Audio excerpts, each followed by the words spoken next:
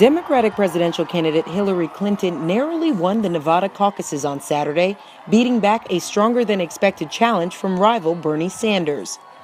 I am on my way to Texas. I'm on my way to Texas. Bill is on his way to Colorado. The fight goes on. The future that we want is within our grasp. Thank you all. God bless you. Clinton claimed a narrow victory in Nevada where she was once expected to win by double digits. This suggests the Democratic nominating race could be long and hard fought, with Sanders performing strongly in a state with a heavy minority population.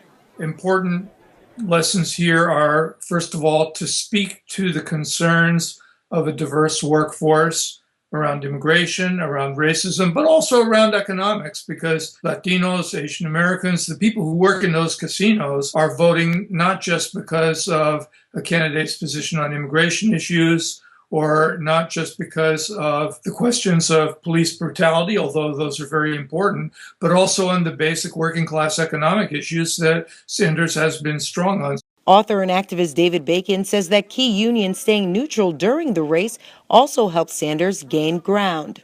The big union for the Las Vegas casinos, Local 226 of the United HERE union, did not endorse either candidate and stayed neutral in this. And I think that that's one reason why Sanders did as well as he did, was because the union stayed neutral. On the one hand, in terms of the national union, especially the part of the union that is most involved in kind of political wheeling and dealing in Washington, that they would have preferred an endorsement of Hillary because, they are very susceptible to arguments around who is the most electable candidate, and let's not alienate the person who's actually going to be president, and so forth and so on, which are a lot of the arguments that are being made, especially in labor, for Hillary Clinton.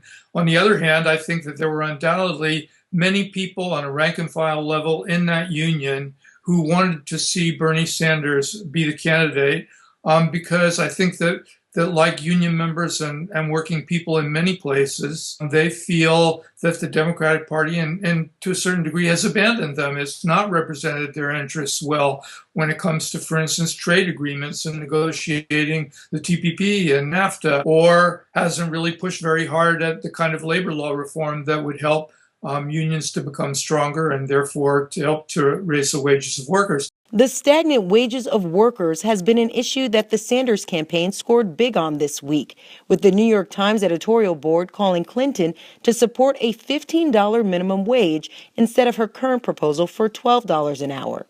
Sanders says the momentum of the campaign is strong and has high hopes for the next primary in South Carolina. It is clear to me, and I think most observers, that the wind is on at our backs. We have the momentum.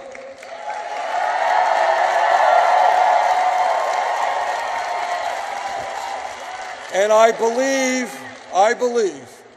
that when Democrats assemble in Philadelphia in July at that convention, we are going to see the results of one of the great political upsets in the history of the United States.